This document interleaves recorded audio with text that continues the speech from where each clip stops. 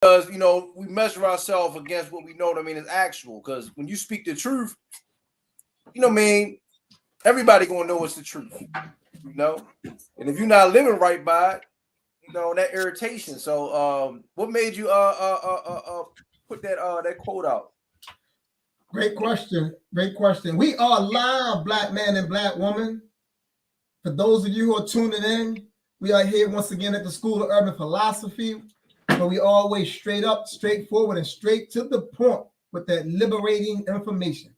But to your question, Baba Adisa, I put that post up there because that's what I've come to realize in my 30 years of doing this work. Like, people are really irritated by the truth. The truth, they don't want the truth. It's only a small amount of people who really want truth and it's open to truth. Most people are irritated by it. That's why most people gravitate towards to those who are inauthentic. The most inauthentic people have flocks of individuals around them because people do not want to deal with the reality of the truth. They do not. And that's the reason why the charlatans, the demagogues, and the rabble rousers exist. They exist because the people have been conditioned to be comfortable with lies and fakery. Authentic people shy away from. They don't want no truth. People don't want no truth. People not willing for no truth. They want to be lied to. That's why that's how you get a mega church. That's how you can get a mega church, because people want to be lied to. Make me feel good. Just lie to me. That's it. Don't tell me that I was the problem. I don't want to hear where I was wrong at. You know what I'm saying? No, lie to me today. That's what people want. Tell me the lie. Do not tell me any truth. So I'm not going to come around individuals that's willing to tell truth. I'm going to go around those who I know will lie to me, who will flatter me. Because flattery is fake and it's phony. And I say it all the time. Flattery is not a compliment. They're two different things. They come from two different places. And a lot of people want to be flattered and they want to be lied to. So when I say the truth irritates people, I put that up there because we are in a society where the majority of the people, and we watch them, the majority of the people are stuck and they are struggling with situations and things that a minority of people see and recognize, like, yo, why is this still taking place? Why haven't we realized what's going on with us? Why haven't we seen what's happening to us yet? We ask those types of questions because the people don't want to see the truth. Remember in Solidarity Brother, when George Jackson was writing his father, he made I'm gonna paraphrase what he said to his father. I think his father's name was what? Was it Lester or Robert? Something like that.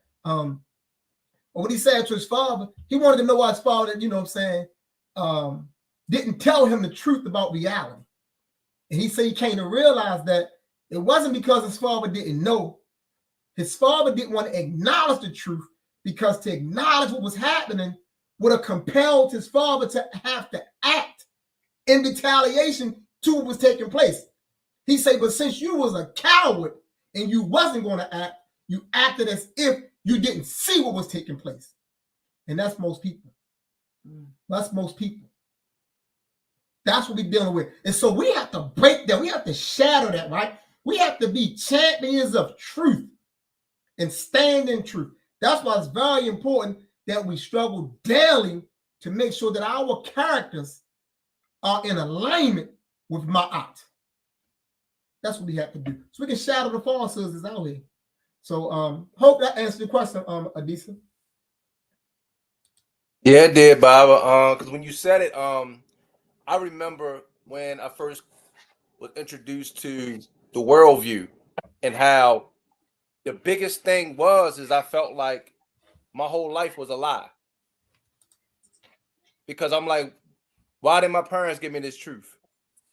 Why didn't the people that said they care about me and love me give me this truth, right? And I'm like, I felt like I just been tricked my whole life, right? I was more upset, and you could use the word irritated, that I was lied to about the history and the culture of our people, and that's what, pushed me towards wanting to know and understand, right?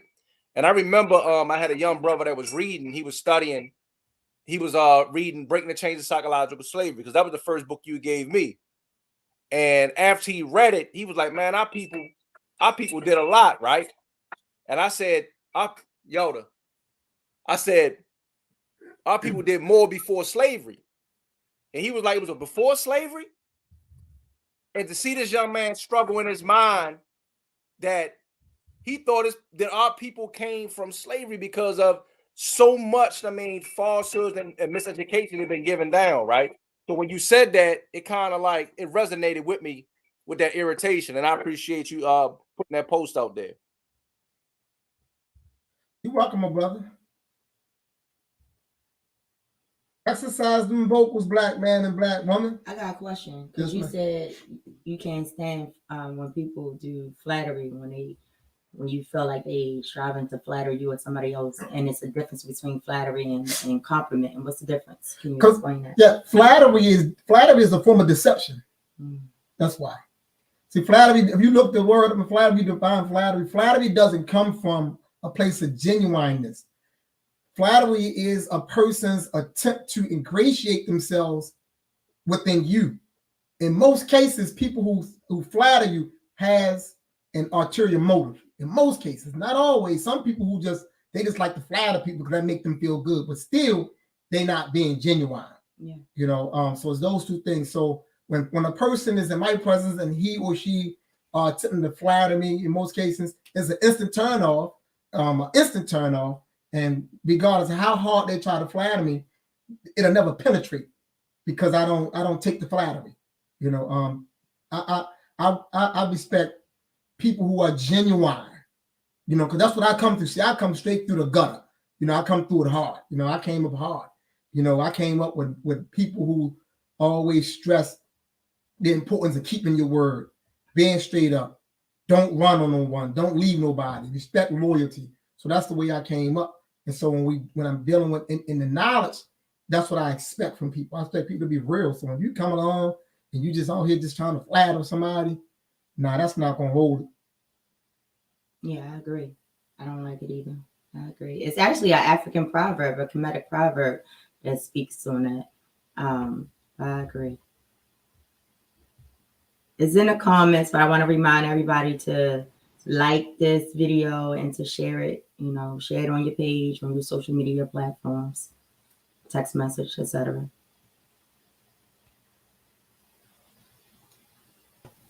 Hotep, have a question. To Baba or anyone that may want to answer the question. How do you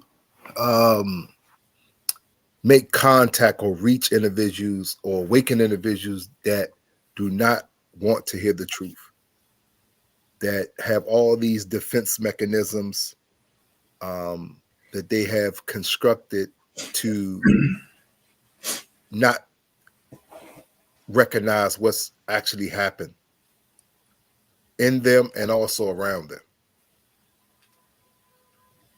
So how do you reach those individuals? So I'll hold my comment and let someone else give that a shot. I'll speak. So, you know, when it comes to that, I always like to think about my process, because for me, whenever I'm considering something, I gotta be able to see it from like a realistic perspective. So for me, nobody could have convinced me to come this way. You know, when my mind is made up, I don't really care too much what other people got to say about what I should do. You know, y'all see me in my growth process. There's been plenty of times y'all done said stuff to me, and I'm just like, okay, I hear you, but this is what I'm going to do. And so for the most part, that's how our people operate. And so at the end of the day, all we can do is continue to be consistent in who we are, be genuine, like Bob is saying. At the same time, we have to be able to change the conditions so that people are forced to move. Not to say that we're going to put them in dangerous situations, but at the end of the day, as long as we keep putting the revolutionary energy out into society, the society is going to have to change. So at the end of the day, that's how things take place. Because what put me more intensely into the path was because of the Freddie Gray situation that popped off. So, you know, every now and then we have glimpses of things that like disrupt society, and then it make people like wake up all of a sudden, like, dang, I knew something was going wrong. Now I see it. But like we said before, it's like that energy be dying down. People go back to sleep, but everybody don't always go back to sleep. And so that's why we have to have places for people to come to. Because when Freddie Gray happened, I went to an organization, and therefore I got more active. And so at the end of the day, all we can do is just continue to do the work and make sure we have things ready so that when people do get more curious and when they want to take themselves more serious, they have some place to come. Ashe. Ashe, peace and power. I would love to add on to that. That's a great question, Baba. And one of the things that I have found to be helpful along my journey is finding a point of shared ideology, finding a point of shared understanding with that person. It might start off with something small, but highlight the fact that it's a shared understanding and see how you can build upon it, because ideological clarity is the foundation of being able to promote who we are, being able to promote our philosophy, being able to promote our way. And in order to do that, you got to find some type of commonality, because our people have trust issues. They've been misinformed, miseducated, and they got trust issues when it comes to anything that they may or may not understand. So you have to be able to find some type of starting point that is a shared truth for them. So that's something that I will submit and then begin to build upon that with the information, as Baba Dakari is saying. So you have your arsenal ready. So that's what I will submit. That's a good point that you raised, and I will also add that just to be mindful of when enough is enough in that situation and when it becomes a misuse of our time and our effort, so that we can make sure that we're providing our best selves to African people, and not, because sometimes people just want to do these intellectual debates and just talk in circles and circles and circles, and it leads nowhere. And so having that arsenal, as you spoke about, will help you in those situations, because it helps you to see what situation where they're just not going to get it and when you're misusing your time. So yeah, I would like to add in too. Yoda is in red form over here, the young warrior. But I would like to add in too. I think it goes back to being able to be present. A lot of our people want different, right? But we don't have enough things that are consistently present to be able to show the possibility, the mean of change, or a path for people to be able to follow. You know, so I know with me, my first introduction was I seen the consistency of the men and how they move, and that played a part. It planted a seed. You know, it planted a seed because they were relevant. They were a part of the environment I was around. You know, so when you have organizations that are doing the work in the community, where people see them on a consistent basis, interacting, doing the work, being proactive, right? That right there opens up that third eye. That opens up that consciousness, and it starts to pour in those thoughts. Like there is another way. There's another way of doing things. But when we don't see these organizations out doing the work, people don't believe that their change is possible because they're going off of the social norm. You know, and that's the reason why, like, you know, PLM was in the community. You know, we're in the community. You know, race first is walking through the community, interacting with the community. You know, the people see us, you know, doing, you know, clothing giveaway, handing out food, you know, doing block cleanups. All of these things make you relevant because you become a part of reality, right? Right now, in a lot of areas, all people see is oppression. All they see is struggle. All they see is dog eat dog. They see all of these American ideologies. But when they see on a consistent basis African-centered genuineness at its finest, and I'm not talking about, you know, any passive. I'm talking about vanguard. I'm talking about strong warriors that are on the front lines doing the work. You know, that shows the reality that these things can happen. When you see a Watoto Developmental Center, you know, and everybody children that's going there are conscious people. They have a place to put their children to be able to learn the same things as being taught in the household. When you have a weekend school, when you have a ADP for the boys to be able to come to and be around genuine men that are doing the work on a consistent basis, this right here plants the seeds, and it creates the reality of a sovereign mentality, the reality of fighting for our own nation and fighting for our people. Ashe. So I don't think I'm gonna touch that question. I think y'all did a great job with answering that question. But one of our viewers posed the question, and you can see it on the screen. If you want to take a shot at that, Baba Segu. Why has being a part of an organization so important? There's a number of reasons I can say. You know, one of the mama mentioned about having ideological clarity, but another thing about what I realized from experience and being in an organization, that only do it provides structure and discipline, but it provides optimal brotherhood and sisterhood, and it also allows the individuals to properly coordinate their talents, their gifts, their efforts in such a capacity, in such a way that it serves a meaningful purpose. And that's what about being a part of an organization, because organizations goes all the way back to ancient African societies. It's not something that's new. You know, if you speak, you know, if you deal with Marcus Garvey, when he said the greatest weapon in the hands of the Negro is organization. And so our strength, our potential, our possibility, the height of who we are, you know, and our ability to transcend consciousness into action can be effective through organization. Because if we look at society and how it's arranged institutionally, systematically, militarily, all those combinations, it's an organization.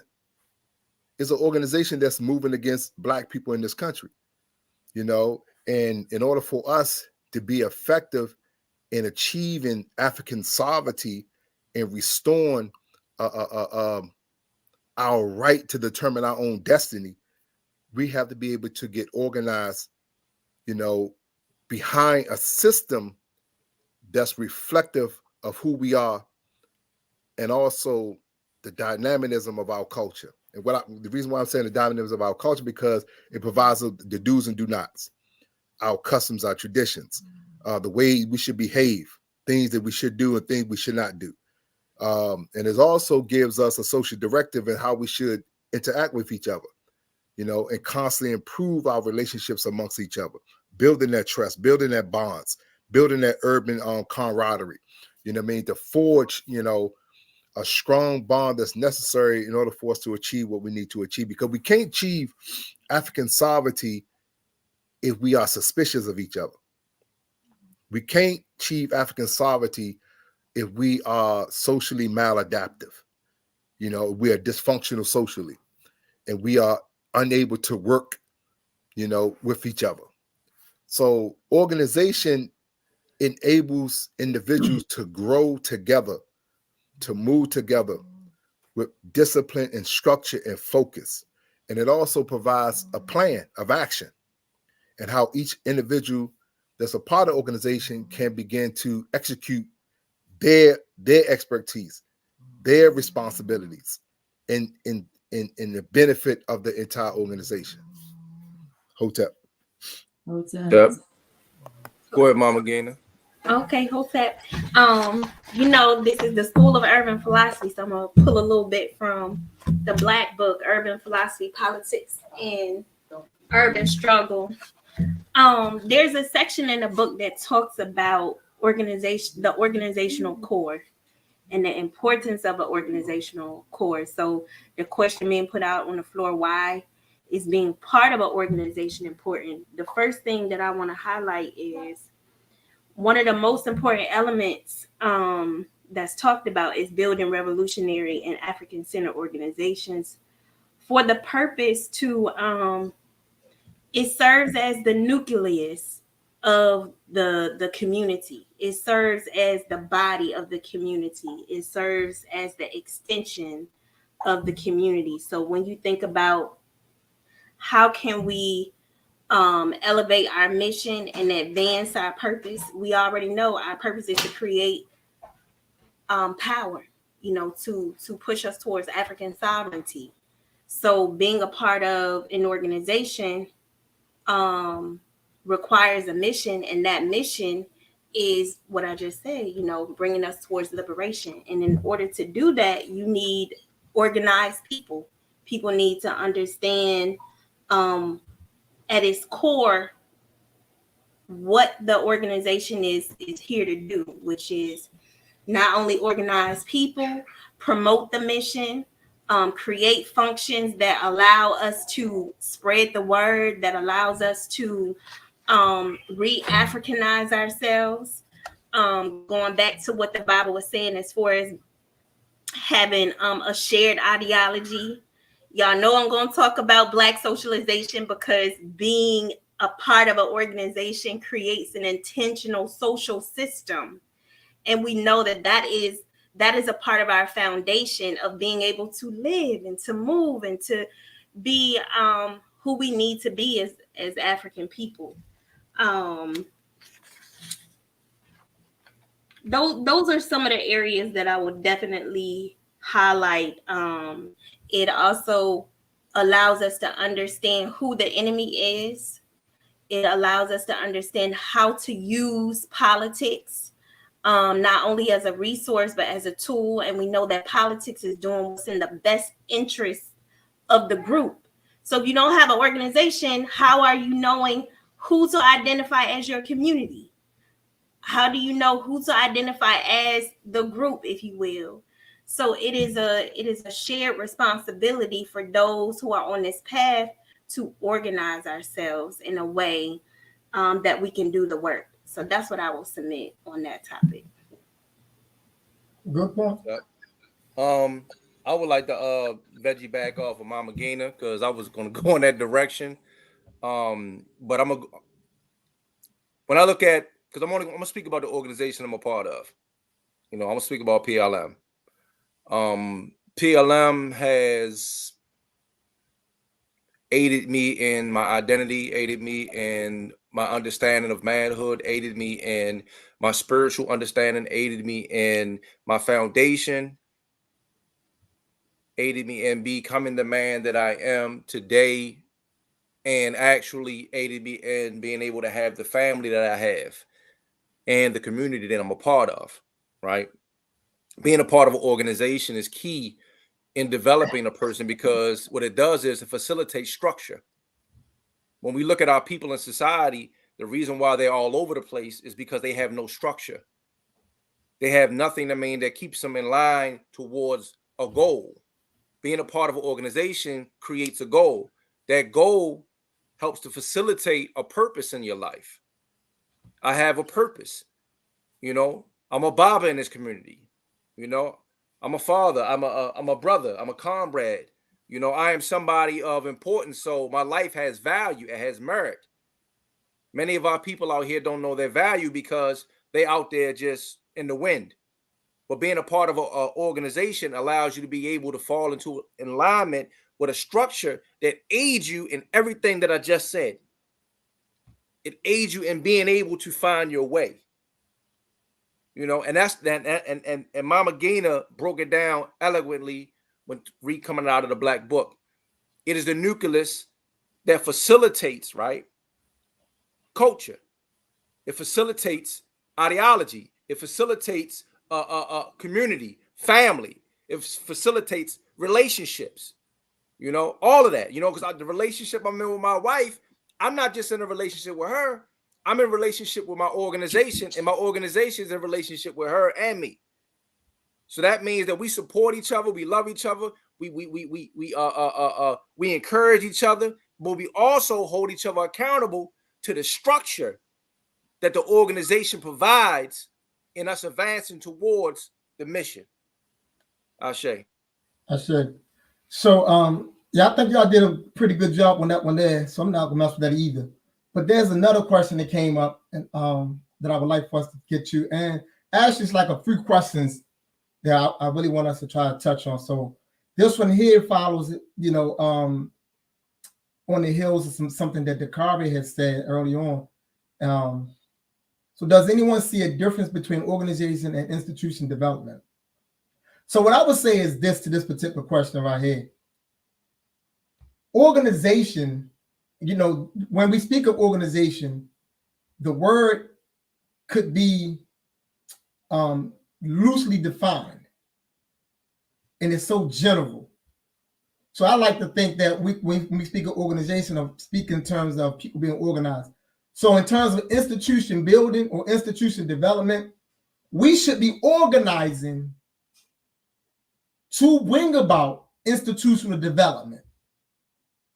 We should be organizing to bring on institutional development because one of the reasons why Black organizations should come into existence is to get to African sovereignty. Every single Black authentic organization should have as its ultimate goal African sovereignty. And there is no African sovereignty if we not land out along the path institutions, economic institutions, social institutions, cultural institutions, spiritual institutions, military institutions. Those are the things that we should be building along the way, because building those institutions gives us the experience in actually managing a nation. Now, you can't manage a nation if you don't have no concept or understanding or experience in management, organizational management. So I would say, yes, there's the relation between organization and institutional building is in the fact that we organize to build institutions. Mama, I want to get to a second question, so that's why I just knocked that one out the window. So you can, that was you, Dakar. You can take a shot at the second question if you want to.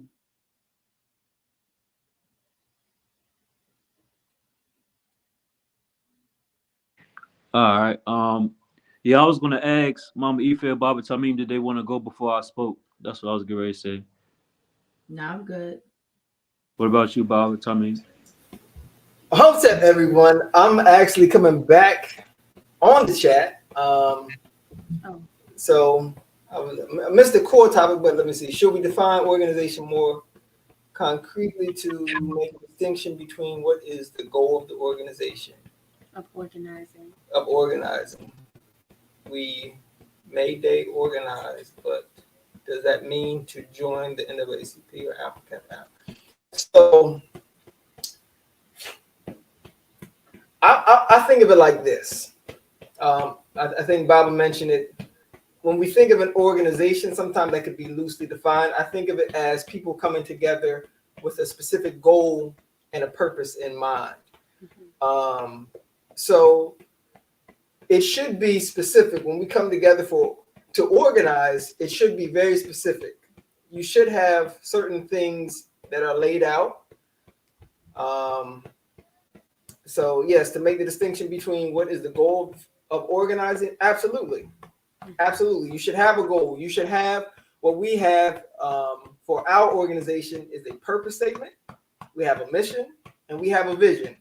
That sets the course for organizing work. Absolutely. Once you have that in place, then you know, or you can have some type of framework for the system that needs to be built to go into creating that institution. I'll leave it at that. Dakar, you want to hop on in? Yeah, I'm gonna go in. Oh, go ahead. Oh, that's my beginning. All right, so yeah, so at the end of the day, when we talk about organization and we talk about organize, that is not separately different, but one is more specific. So organization is talking about, you know, the force of Black people coming together to create power. Because at the end of the day, individuals don't create power by themselves. You have powerful individuals, but it's a group of Black people that's going to create power. And so that's what we're talking about. And so to answer your question, we're talking about organize. We are saying that people should prepare themselves to participate with organizations, either being willing to be a part of one or supporting one. And so at the end of the day, we're specifically talking about organizations with the aspiration of creating African sovereignty. Because at the end of the day, that's how we've always sustained ourselves, is by working together and being organized around having our own society. You don't get a Mansa Musa on accident. You don't get a King Shaka on accident. You don't get, you know, a Nesubiti Mentuhotep or a Queen Hatshepsut on accident. These are organizations that turn to societies that turn into a great empire. And so at the end of the day, the forces that move against us, they're organized. You know, the United States of America, the CIA put drugs into our community. That was intentional. But who are they backed by? That's supported by America. You know, in schools now, they're promoting homosexuality. They're teaching children during Black History Month, quote unquote, Black Lives Matter week, trying to push this thing of gender neutral, you know, trans affirming and things like that. That's supported by America. That's why it's in almost every single public school system now. That's supported by an organization. And so we're being destroyed by organizations. And so it only makes sense if we really want to fix our situation, we have to be able to get organized and be working with organizations that's pushing our power forward. Because there's so many Black brothers and sisters, they may go to jail, you know, you got a gun charge. That person get locked up, but somehow that gun end up back on the street. How is that happening? That's only happening because you have organized forces planting stuff. And so at the end of the day, organizations are extremely important. So yes, that does mean people should prepare themselves to join organizations. Because like I said, powerful people may create small aspects of power, but power in a larger dynamic is created by groups of people. One person don't stand a chance against 20 people. You know, that's just regular common sense. And so at the end of the day, we got to be able to think like this to be able to get out of a situation. Because so many people talk about, oh, well, you know, it's not on my doorstep, so it don't really affect me. But that's reactionary thinking. If you wait till it get to your doorstep, you setting yourself and your family up for trouble.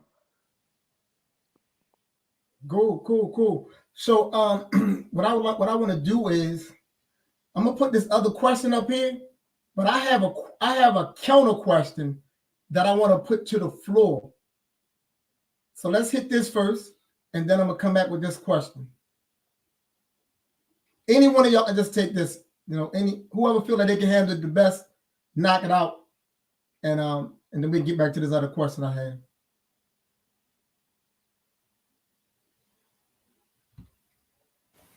Come on, we do this every Sunday. Who gonna take this? What is the purpose? What is the vision? No, ain't nobody want to take it. Come on now. We do this every Sunday. The purpose Hotep. of African liberation movement. I was trying to give one of the brothers or the sisters opportunity. But what is PLM? PLM is, you know, Pan-African Liberation Movement. Yeah, I think our sound is, I don't know. Can you hear me? That's of him. Here, Yeah, they keep freezing, but we can hear them. okay. But that video freeze. Yeah, PLM is a Pan-African Liberation Movement. It's an organization that was created to move in the best interest of African people. It was an organization that has a revolutionary identity and way of moving. It's an instrument of power. PLM is a family. It's also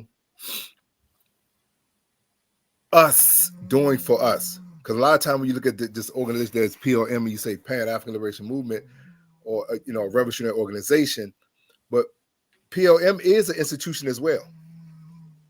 PLM is an institution. And they have the capacity and the ability to constantly build and produce because it offers a solution to many of the problems that faces us politically, economically, socially, and culturally.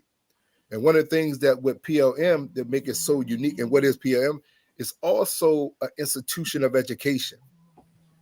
You know, one of the things that was explained to me a long time ago that education is compulsory with us.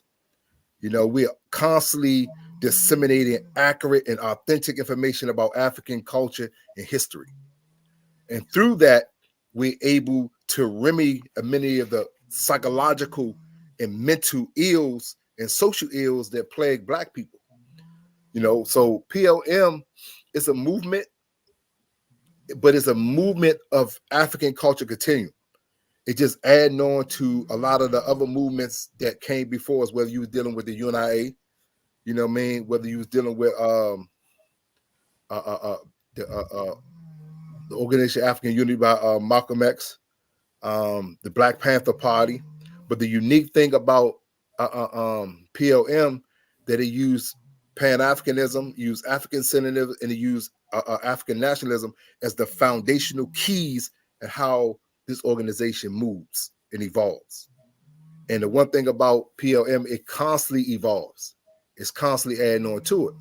And if you are familiar with urban philosophy, the complete set of urban philosophy, which is a one set for it, just broken down. You know what I mean? There is a way of being, you know what I mean? Because it have the potential and the power to maximize human development. So PLM is a solution. PLM is Black people doing for Black people. PLM is our way in which we should move and to preserve our group interests. PLM is a step towards nation building, the realization of African sovereignty. PLM is everything that reflects the truth about who we are. Hotep. Hotep. All right. So this is the question I want to put to the floor. Now let's smash more to add to that. And you seem like you wanted to add on, Tommy. So if you do, you want to go ahead. Then I'll put my question to the floor. I just wanted to hear the purpose. That's all. I just wanted to hear the purpose. I just wanted somebody to come off mute and let them know what the purpose of our organization is. I'll say the purpose real quick. The purpose of the Pan-African Liberation Movement is to militate in the service of the Pan-African community, to forge a process conducive to the productive development and ultimate liberation of African people in the diaspora and on the continent. Ashe. Go ahead, Baba. Drop what you got next. So my question is this, because I noticed that a lot of we have elaborated on the importance of organization to the degree that it could give the false impression that we believe or think that organization is a panacea, meaning that we think the organization is going to answer all of our problems and things of nature. So what do we have to say to an individual who may have been a part of an organization but had an extremely bad experience in that organization? And not just because, a bad experience from the side that the organization actually wronged the person. Not just somebody who just, for whatever reason, they just got tired and left. But the organization actually wronged that person. And because that person was wronged by the organization, now he or she no longer feel a need to be involved with organization. What do we say to that individual?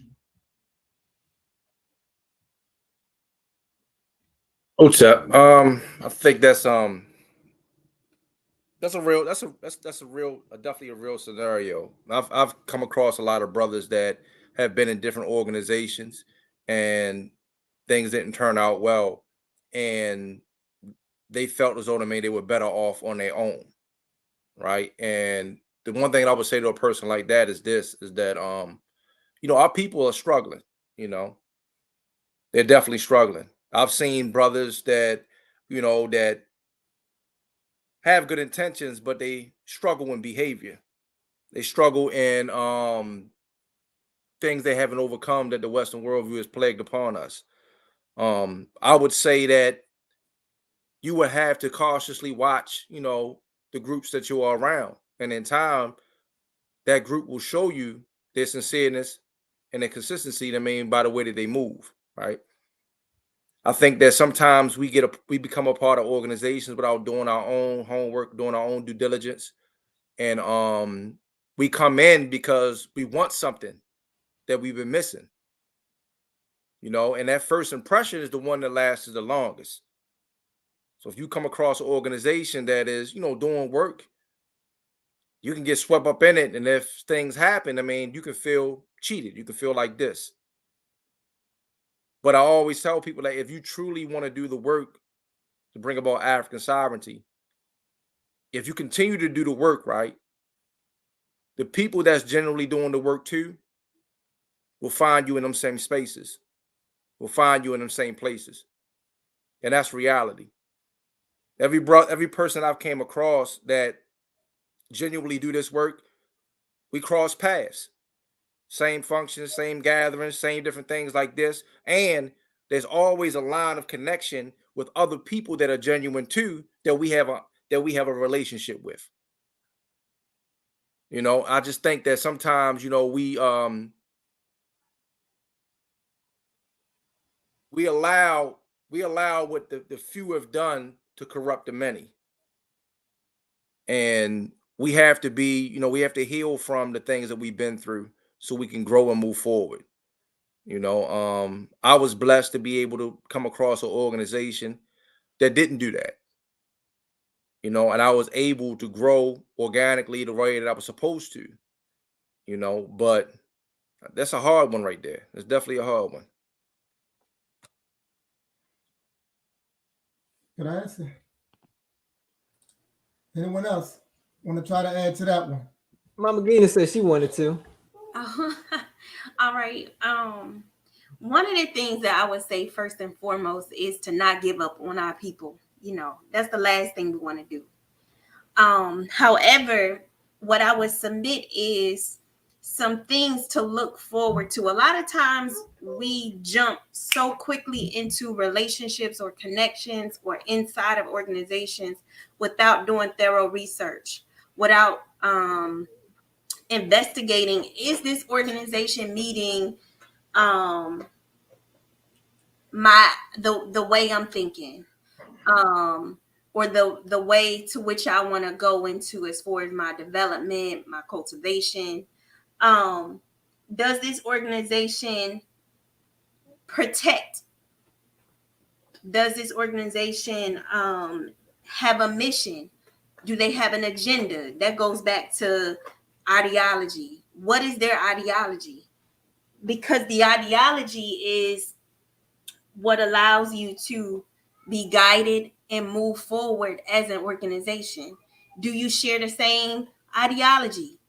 Can you get with what's being done with this organization? So a lot of times we jump into organizations just like we jump into these relationships out here. So investigate, do your research, but don't give up on our people. You know, there is an organization out there for you.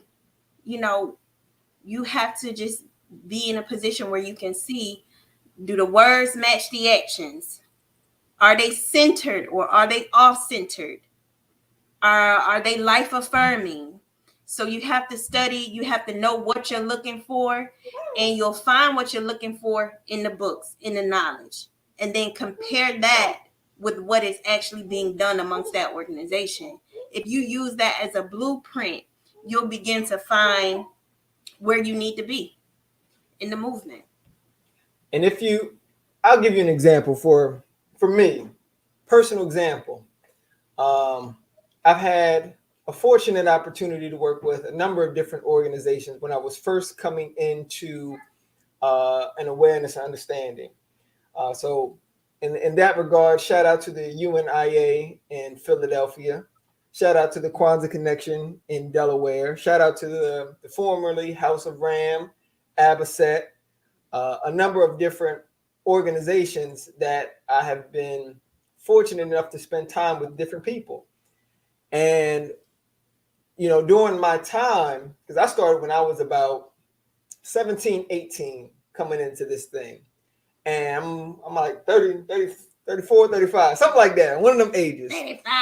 35, okay. In that time period, you know, not to say that I have had a lot of hurt and damages, but there are some people who did some very jacked up things that subsequently ruined the organization, and some of them no longer exist today. With that being said, I mean, there was a time period where I stopped being as active and as involved as I was then.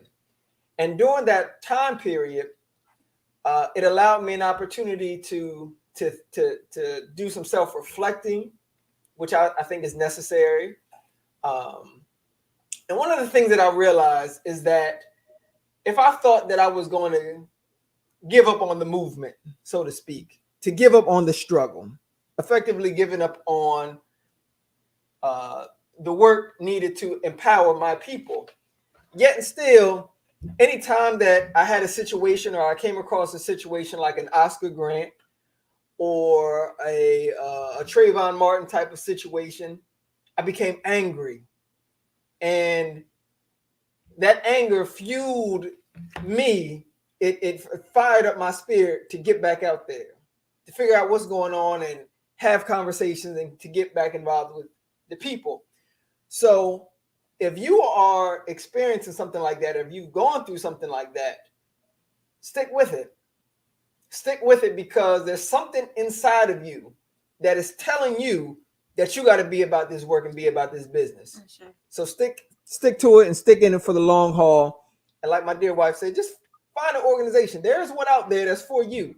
Maybe you didn't find that right one at the time, but there is one out there for you. Just do the work and find it. And if you don't know, come on to PLM. We'll help you out. That's right. I want to add one more thing. There's an insight, and this insight says you cannot hope or wish things into existence. You must bring things into existence using your own creative ability. Another one says your life is a priority, therefore your life must be prioritized. A lot of times we might blame the organization for the shortcomings or for issues that may come up. And let's say they were all valid, genuine. From your perspective, you was did wrong. You was did dirty. I want to encourage you and empower you today that you have the power to choose how you continue this narrative for yourself. Urban philosophy talks about depths. Depths, DEPS, desire, endurance, patience, sacrifice. That's what you're going to need in order to do this work. That's what you are going to need to empower yourself to get back out there. You have to understand what you're passionate about. You have to have the endurance to push through, to say, I'm going to have setbacks, but I'm going to fail forward. I'm going to be able to push through this uncomfortability. I'm going to be able to push through my people and their muck and their mire, because it exists. We're healing. We're coming to wholeness, as we say. So you got to have endurance. You got to have patience with our people. And you have to understand that this process requires sacrifice. You must be able to say, what am I willing to sacrifice? That sacrifice may be humbling yourself to a particular leader, humbling yourself to a particular structure, mandates, dictates. So that's what I will submit. Self-analysis, self-reflection. How could I have been better in this situation? What can I learn from this past experience? So as you move forward, you taking all that depth with you, you taking all that energy with you, and you're able to transform yourself, but also transform the community that you soon will join and anchor yourself in. That's what I will submit. That's right. Good words. Good words. I think I appreciate the words y'all laid down. The only thing I would add, I think, because I wanted to ask that question because it's real. And, and one of the things we talk about, revolution is based in realism, not idealism. The ideals can play a part in stimulating the revolution, but the execution of revolution is based in realism. And so when we're bringing forth knowledge and information, we have to be real about it and consider that, hey, there are some individuals out here who've been hurt and harmed. And because they have been hurt and harmed, they have a perception of organization that puts a bad taste in their mouth. So how do we address that? Because the work that we do, we have to be able to address the multiple issues that are contributing to the lack of motion that we are making as a people. That the issues are multiple. And there are many individuals who feel that way, who feel like they were wrong or hurt by an organization. And because of that, that they don't have a desire to be involved in organization. I like to put it this way. All of our experiences have to be processed in that particular moment. We have to process the experience in that moment, and we can't throw a blanket on our people. We can't throw a blanket on our people, and oftentimes we throw a blanket on our people because of how we have been conditioned in this society. Because we actually engage one another from a position of suspicion anyway. We start out with suspicion. We're already suspicious of one another. We're already struggling to be in relationship or organization because of suspicions and distrust. We already have that. So the moment something doesn't go the way that we feel should go, whether I was wronged actually, or whether I believe I was wrong perceptually, in either case, we throw the blanket on all of us. And we throw the blanket on all of us because that's the fail-safe that have been placed inside of us to keep us from working together. It's beneficial for us not to work together. So when I encounter someone who've experienced bad things, who've been hurt, I like to listen to them. I allow them to talk, to explain themselves, to share with me their experiences. I make no judgment. I offer no insights to the contrary. And after listening to them, I like to watch them because I'm very clear that Black insanity is real and is running rampant amongst our people. And Black insanity doesn't just manifest at the quote unquote level of the people that we say are in the hood or in the streets. Like we talk about the hood or the streets like we are some type of elites and we not these same people. The person that's in the hood or in the streets, that's your cousin, that's your nephew, that's your aunt, your uncle. They your people. You are those individuals. We in the hood. We are of the streets. So that insanity that we witness, that insanity is running through Black organizations, is running through Black fraternities, is running through Black businesses, Black relationships. That Black insanity is real. It's a real live thing. So when I meet individuals who have been harmed, actually or perceptually, I like to listen to them and watch them to make sure that I'm not dealing with somebody that's a severe case of Black insanity. Because it's real. The insanity is real. And I like to define Black insanity as it's very simple. It's a psychosocial, spiritual disruption of personhood. Simple as that. That causes you to think, speak, and act in ways that are against the best interests of self, family, and community. And when that show up, that's the Black insanity. See, for us, insanity and insanity has to start from the starting point for us Black people has to be righteousness, ma'at.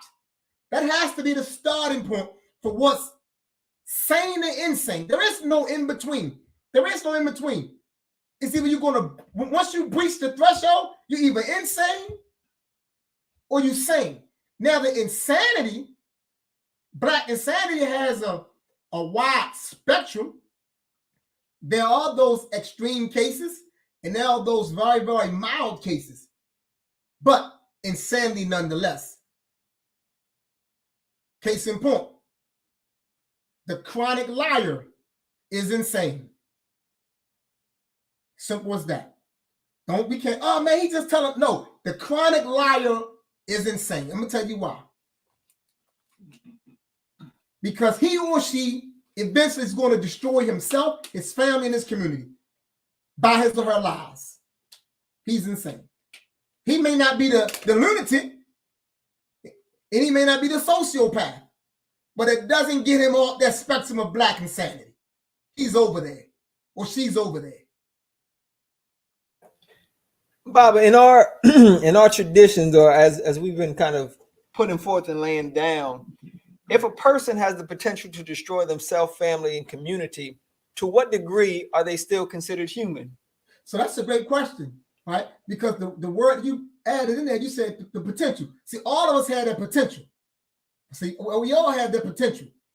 The key is that either we're going to act on it or not. And so our ancestors understood that because we are the supreme conscious thing standing within existence. You and I, us. There is nothing greater than us that's standing.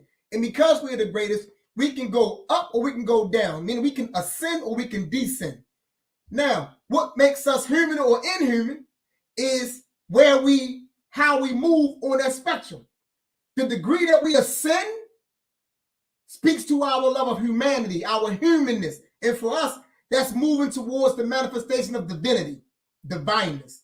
And any and everything that moves away from that, case in point, like if a person stands on the corner and all they doing is just selling dope all day long. The longer they stand on the corner and sell dope, the more they corrupt their human beingness. And the more human beingness is corrupted, you begin to undo your human beingness. And you begin to descend to the level of inhuman, unhuman, or infrahuman. Right? There is no in between. You know what I'm saying? Our task is to show up as human by striving consistently to be righteous. Can I say a thing about it as well? Yes, sir. So basically, I think it's important for us to remember that whenever we come together, there's going to always be a rubbing each other the wrong way. And it's not just because we being oppressed. Like, whenever you have people coming together, you're going to have different views, different ways of thinking and approaching. So it's like, even if you're going to have a family, that's going to happen. You're going to have to figure out how to work through struggle together. Even working with your children, you're going to have to repeat yourself several times. Like, it's going to happen. So when we talk about being in an organization, in some aspect, the hurt is going to be there. But it's about how we deal with it. Because what I've also experienced is that sometimes people don't speak up. They go through stuff and they may go to a corner and they may gossip about what happened, but they never address the situation directly. That causes more problems. When we're willing to speak up about what happened, we give the person or individuals the opportunity to correct the situation. Because like somebody could say the organization did me wrong, but they may just be putting it on one person and they're calling the whole person the whole organization. Well, really, the organization is a group. So if you bring the problem to the table, let the group deal with it. Don't just be like, oh, that one person, their whole organization. No, that's not the case. But sometimes people do that. And so when we give the organization the opportunity to correct the issue, then we can really see whether or not truth is being dealt with. So at the end of the day, there's always a balance to it. Because organizations should always be also looking at how can we also improve ourselves. That's how we make sure that, you know, we keep Ma'at present, and that we also make sure that we're not putting ourselves above the needs of the people. And so we have to listen, but at the same time, the people that may feel like they've been done wrong, they have to also see what it is that they could have done better to actually make sure the situation was addressed. And so I just think it's always a working together how to rectify these problems. And I think that can help people get past this hurt that they feel inside. Sometimes people feel like, oh, there's no point because I feel like if I say something, nothing's going to be done. That's how we look at this system. But we can't take that same mentality when we come into our people. We got to be able to shift that pessimistic mentality of, oh, nothing's going to get done. We have to be able to say, oh, well, let me try and speak because these people are representing my culture. They're representing my history. They're representing my ancestors. Therefore, I have to put my hope in something. Let me put it into my own people. And that's a good point because PLM dealt with that. You know, we actually. I just wanted to add to what Brother Dakari had said. First of all, you had made a good point. Everyone did. You know, I was listening to everybody. But definitely when you bring it to the group or that person, you know, not only do you allow them to correct the problem, but sometimes it's a matter of them correcting you because it could be that person who believed the group is a problem who actually has the problem and misperceive it. see it in a wrong way, and could be feeding off of things that they already experienced in the past and so forth. So I think also when we are out there and we are seeking other organizations and we're looking for a home, so to speak, of where to be involved, I think we should expect the disagreements. I think we should expect, people are going to hurt us unintentionally as we are navigating ourselves through our own hurt and pain in the Black insanity, as Baba has spoke about, because we are all affected by it.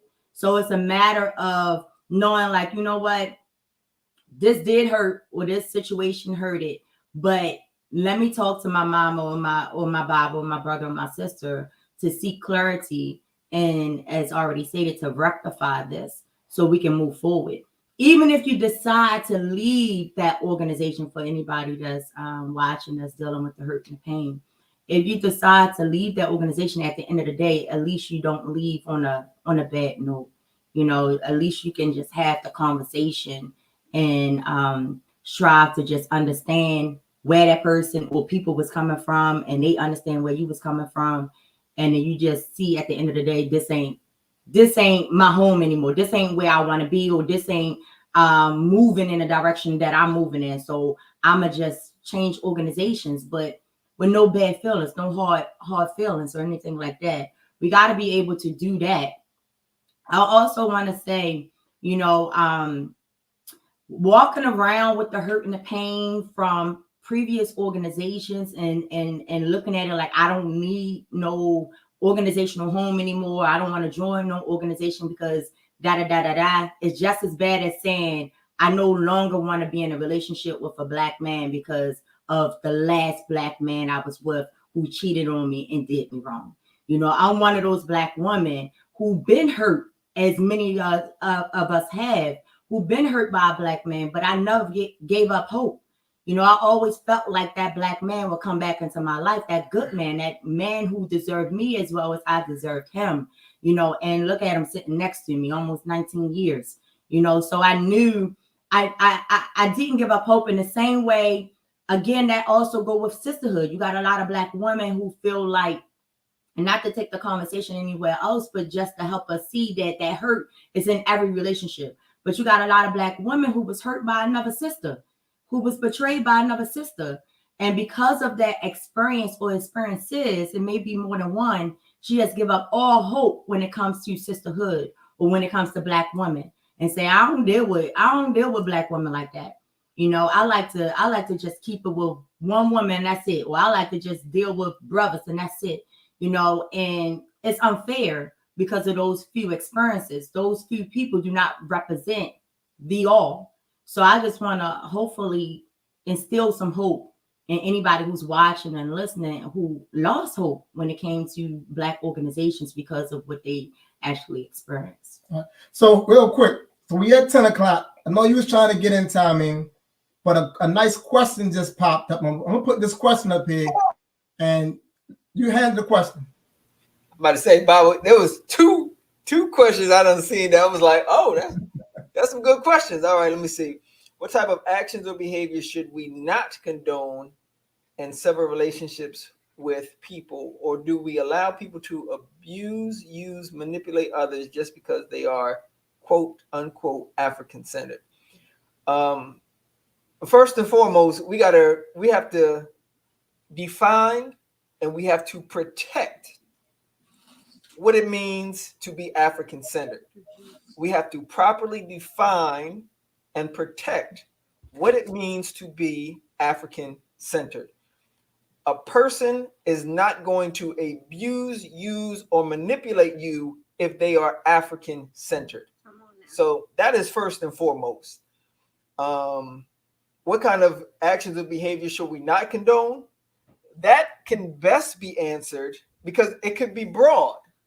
And that could best be answered, A, understanding the conditions of the people who you're looking to help, and B, understanding if you are coming from an African-centered perspective, that will allow you and that will tell you what you can condone and what you cannot condone, what you will allow, what you can forgive, and what you will not forgive. So when it comes to this particular body of work that we're dealing with, since we're dealing with the nature of our condition is one of war and being in warfare. Therefore, the things that cannot and should not be tolerated are those conditions which is going to compromise your ability to wage a successful struggle in this war. So when we're talking about loyalty, as a matter of fact, I think I even have it on my my name thing in this chat. PLM focuses on loyalty, honor, and respect. That is one of our mottos. You know, when you see our logo, that's what it comes attached with it. When it comes to our literature and our body of work, that's what comes attached to it. There's nobody on this chat that I would consider to betray me, whether I was in a fight, whether I was doing something wrong, whether somebody did me wrong. I expect all of them, and I would bet that they would also expect me to uphold those principles. We have loyalty, we have honor, we have respect. And anything that goes counter to those aspects, well, that's something that we can't deal with. Now, we're going to have a conversation about it if it crops up, because when you're doing this work and you're involved with organizing our people, some of those things do crop up. Baba mentioned the liar, right? He used the chronic liar, so that's on a different spectrum as opposed to maybe somebody who just thought they were going to maybe get away with something, got caught, confessed, and then they have shown and proved over time that they won't repeat that behavior. I myself have been guilty of that. So I would say when you're involved in organizing, those are those things that you must look out for. Great answer. Great answer. So we are 7 minutes past our time. We want to, stay with our time. Great questions. I will appreciate the audience. I appreciate, this panel, this forum, and let's keep digging deep, Black man and Black woman, and let's strive for a type of awareness that serves as armor. It serves as a type of armor that protects us, all of us. And let's strive hard to cultivate a deep understanding as to who we are as a people. So that's, those of us that's on this forum, and those of you who have joined us, and those of you who may listen in to the recording at a later date. Sure. Let's get better. And as always, share this. If you have not subscribed to the channel, please subscribe to the channel. School of Urban Philosophy, where we are always straight up, straightforward, and straight to the point. We will be back here within 2 weeks. Every other week, the first and the third Thursday of every month. PLM has this Black Forum. Please come out and share and share and share. We thank all of you. And with that, a beautiful Hodie. Hodie. BB for Hodie. Grace first. Grace